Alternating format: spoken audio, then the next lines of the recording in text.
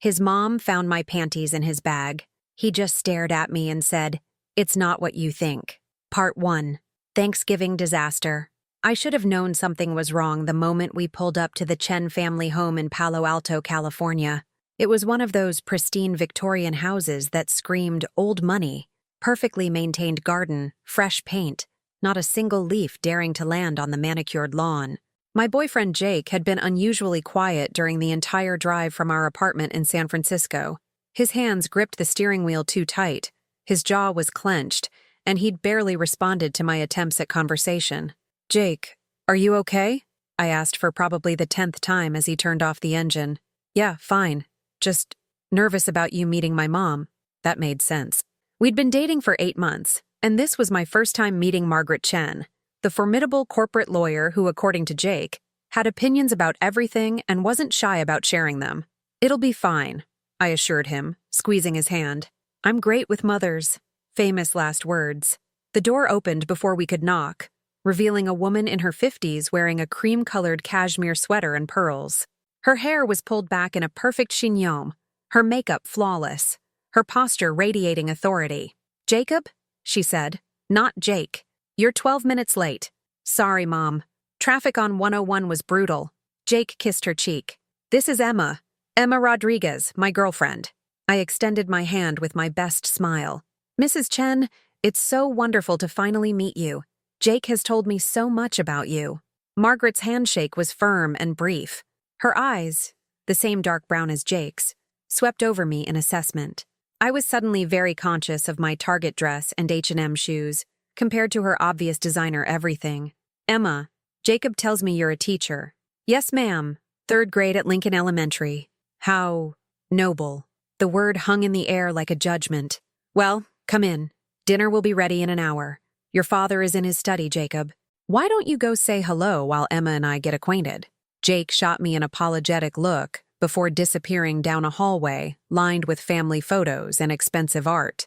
Margaret led me to a living room that looked like it belonged in Architectural Digest, all neutral tones, carefully curated furniture, and not a thing out of place.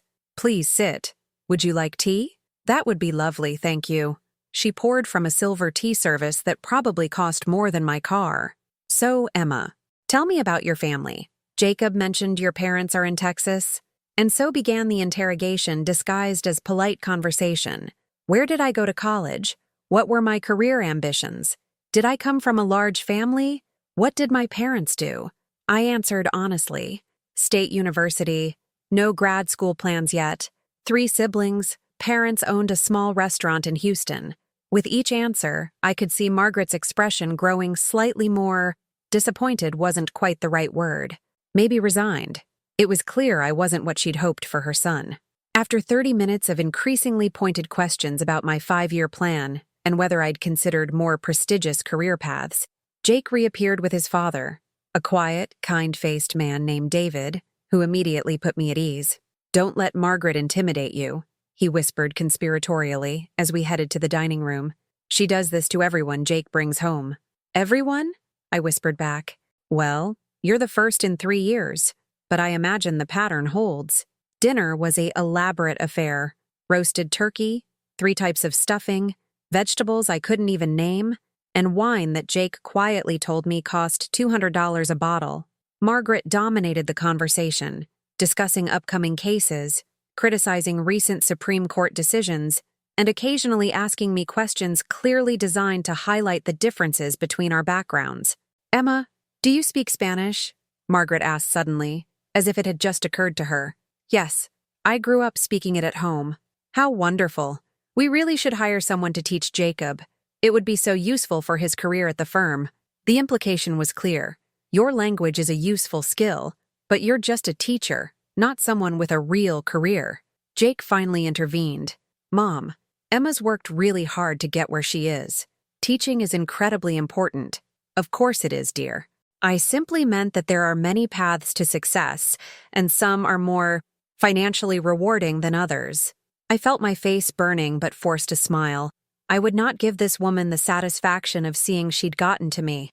After dinner, Jake suggested we bring our overnight bags upstairs. Margaret had insisted we stay in separate rooms. Jake in his childhood bedroom, me in the guest room. Because this is a traditional household. We grabbed our bags from the car and headed upstairs. Jake seemed relieved to escape his mother's scrutiny, even temporarily. "I'm so sorry," he said once we were alone in the upstairs hallway. "She's always like this with new people. She'll warm up, I promise." "It's fine," I lied. "I can handle it." He kissed my forehead. "You're amazing. This is my room here." He pointed to a door covered with old baseball stickers. "And you're down here." He walked me to the guest room, a pristine space decorated in blues and whites that looked like it had never been slept in. "Get settled in. I'll come get you in a bit and we can watch a movie or something downstairs. Dad usually has something playing in the den." "Sounds good." Jake headed back toward his room with his overnight bag, and I closed the guest room door, finally alone. I sat on the edge of the bed and pulled out my phone. 3 texts from my best friend Maya. "How's it going with the dragon lady? Has she eaten you yet? Blink twice if you need rescue." I was typing a response when I heard raised voices downstairs. My door was slightly ajar, and the sounds carried up the stairs clearly. "Absolutely ridiculous, Jacob." That was Margaret's voice, sharp with anger. "Mom, just let me explain." Jake sounded panicked. "Explain what? Explain why I found women's underwear in your bag? Underwear that clearly doesn't belong to that girl downstairs?" My heart stopped. "What?" "It's not what you think," Jake started. "Then what is it? Because from where I'm standing, it looks like you're cheating on your girlfriend under my roof." I stood frozen, my phone clutched in my hand. This couldn't be happening. Not Jake. Not my Jake, who brought me coffee every morning, who'd spent 3 hours helping me set up my classroom, who'd told me he loved me for the first time just last month. "Mom, please, just listen." But I was already moving, walking down the hallway like I was underwater, everything moving in slow motion. I reached the top of the stairs and looked down to see Margaret standing in the foyer, holding what looked like a black lace thong in one hand, Jake's overnight bag in the other. Jake stood in front of her, his face pale, looking utterly devastated. They both turned to look at me standing there on the stairs. "Emma," Jake began. "Is it true?" My voice came out steadier than I felt. Is that someone else's underwear?" Jake's silence was answer enough. Margaret's expression shifted from anger to something almost like pity. "I'm sorry you had to find out this way, dear." "Jake." I descended the stairs slowly, my legs shaking. "Tell me the truth. Right now." He looked at me, and for a long moment he just stared. His dark eyes filled with something I couldn't quite read. Fear? Guilt? Regret? Finally he spoke. "It's not what you think." I almost laughed. Of all the cliches, all the terrible things cheaters say when they're caught, he chose the most predictable one. "Then what is it?" I demanded, echoing his mother's words. "Because it really, really looks like you're cheating on me." "I'm not cheating on you," Jake said firmly. "I swear to God, Emma, I am not cheating on you." "Then whose underwear is this?" Margaret waved the offensive garment like evidence in court. Jake closed his eyes, took a deep breath, and then said something I absolutely did not expect. "They're mine." Part 2. The truth unfolds. The silence that followed Jake's confession was deafening. Margaret's hand dropped to her side, the underwear falling to the floor. David appeared in the doorway of his study, clearly having heard everything. "What did you just say?" Margaret's voice was barely a whisper. "They're mine, Mom," Jake repeated, his voice stronger now. "The underwear is mine. I wear women's underwear sometimes. It's something I've been dealing with for a long time." I stood frozen on the stairs, trying to process what I was hearing. Of all the explanations I'd imagined in the 30 seconds between hearing Margaret's accusation and this moment, this hadn't even been on the list. You wear women's." Margaret couldn't seem to finish the sentence. "I'm not transgender," Jake said quickly, probably anticipating her next question. "I don't want to transition. I identify as male. I like wearing women's underwear sometimes. It makes me feel comfortable, less anxious." Margaret sat down heavily on the antique chair in the foyer, looking like someone had knocked the wind out of her. David moved to her side, his hand on her shoulder. Jake turned to me, his eyes pleading. "Emma, I'm sorry. I should have told you.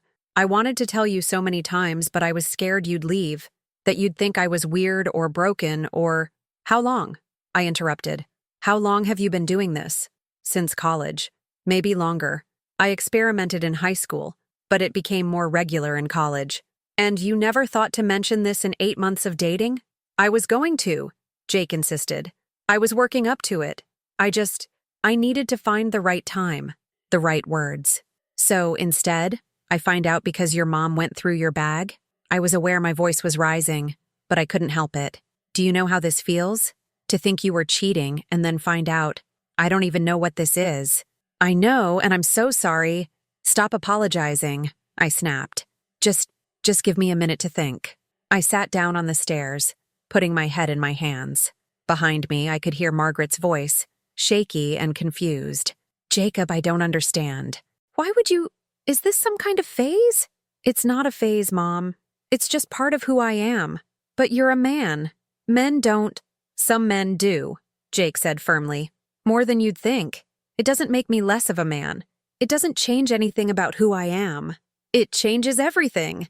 Margaret stood up, her composure cracking. What will people think? What will the partners at your firm think if this gets out?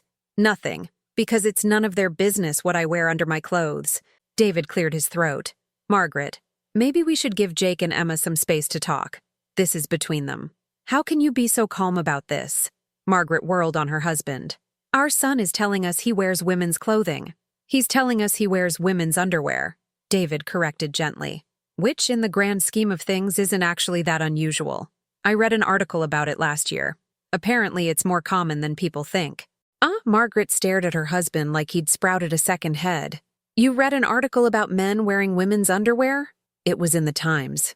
Fascinating piece, actually. Despite everything, I almost smiled. Leave it to David to have accidentally educated himself on his son's secret before even knowing it existed. Margaret looked between her husband, her son, and me, clearly overwhelmed. Finally, she said, I need some air, and walked out the front door into the cold November night. David sighed. She'll come around. She just needs time to process. He looked at Jake with surprising compassion. Son, I want you to know that this doesn't change how I feel about you. You're still my kid. You're still the same person you were this morning. Thanks, Dad. Jake's voice cracked with emotion. David nodded and headed after his wife, leaving Jake and me alone in the foyer. Jake sat down on the stairs beside me. For a long moment, neither of us spoke. Finally, I said, I need you to help me understand this. Okay.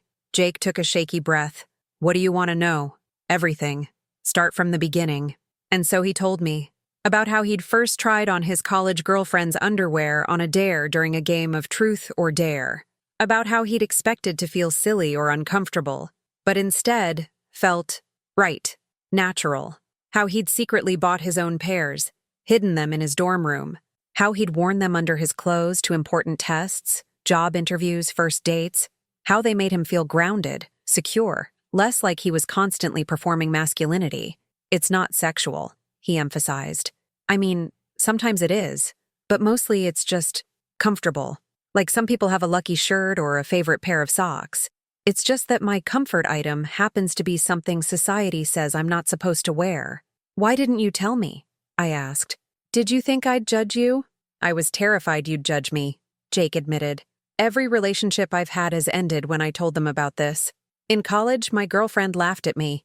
In grad school, the woman I was dating broke up with me immediately, said she couldn't be with someone confused about his gender. Even though I tried to explain that I'm not confused, I know exactly who I am. And who are you? Jake looked at me, really looked at me. I'm a guy who happens to wear women's underwear sometimes.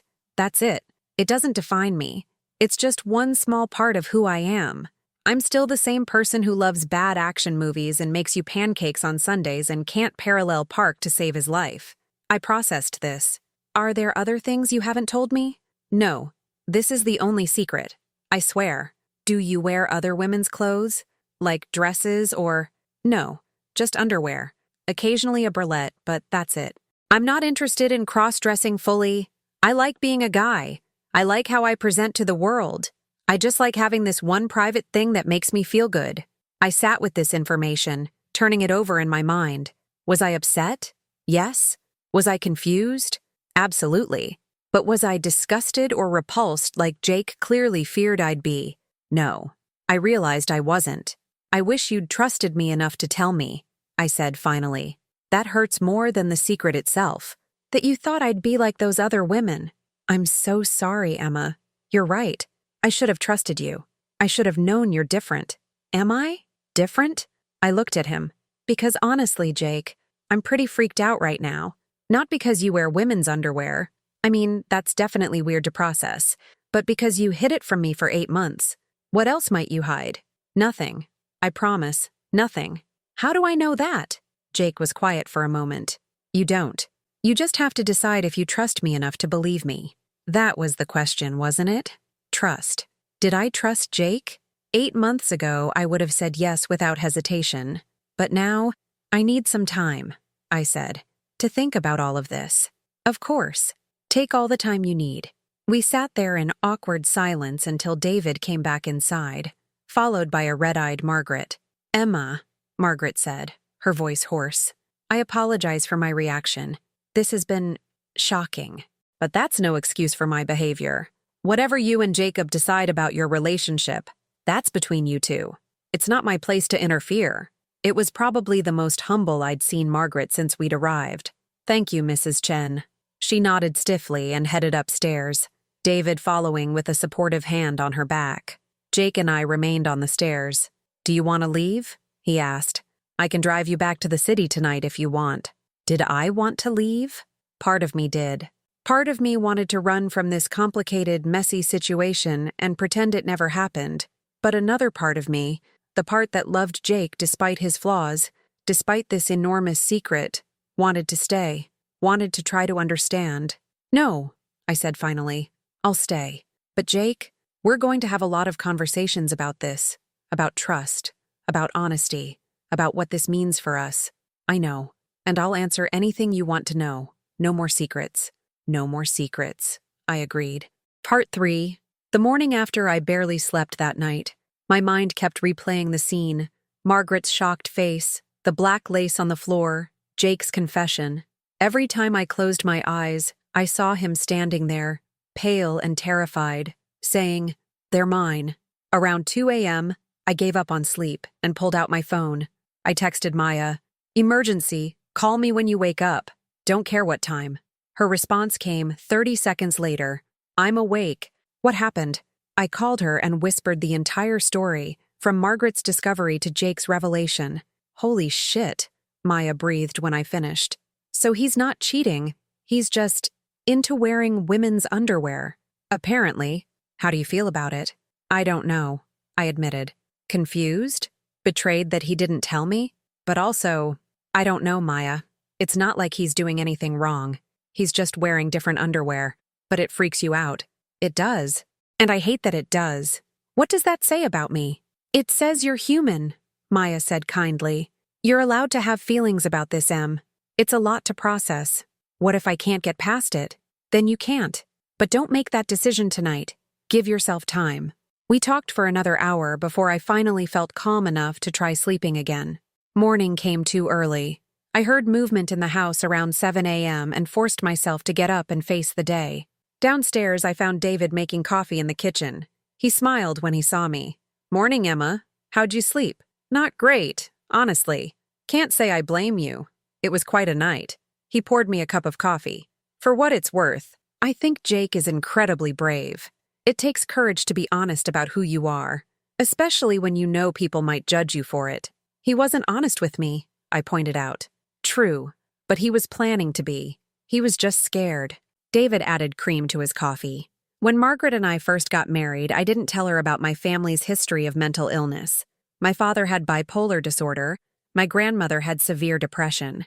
I was terrified she'd think I was damaged goods, or that our future kids would be tainted somehow. What changed? I realized that hiding part of myself meant she wasn't really in love with all of me, just the version I showed her. And that's not fair to either person." He looked at me seriously. "Jake loves you, Emma. I can see it in how he looks at you. He was just afraid of losing you. And now he might lose me anyway. Maybe.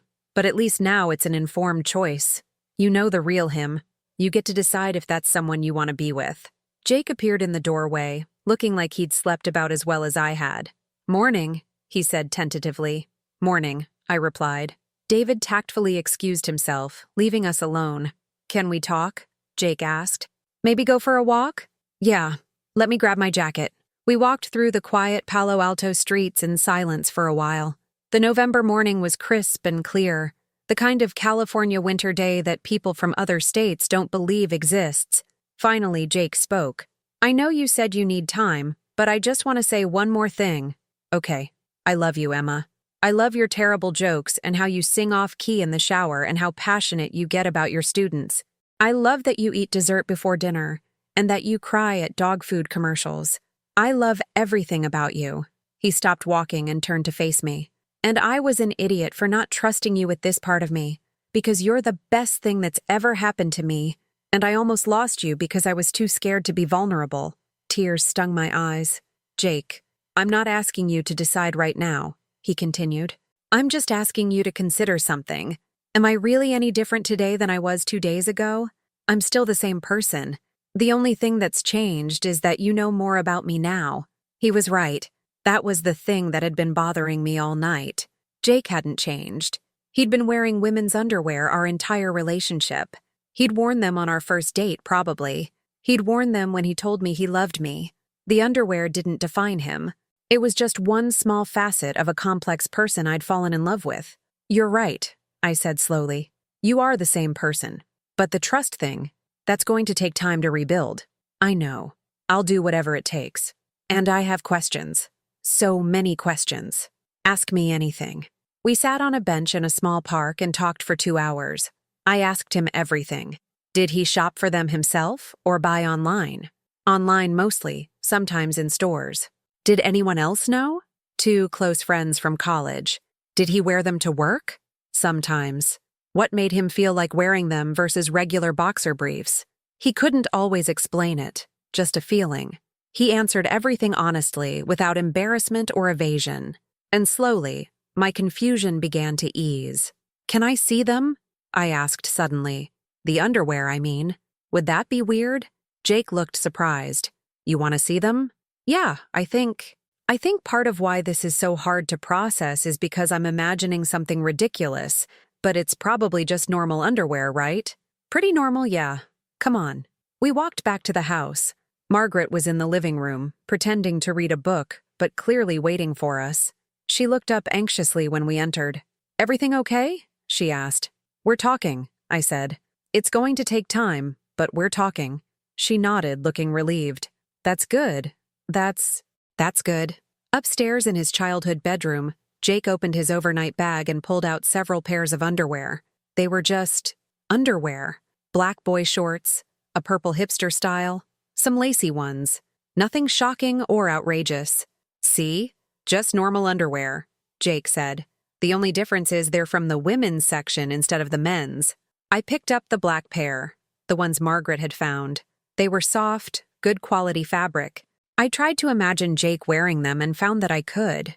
It didn't seem weird or wrong. It was just different. "Okay," I said. "Okay? Okay.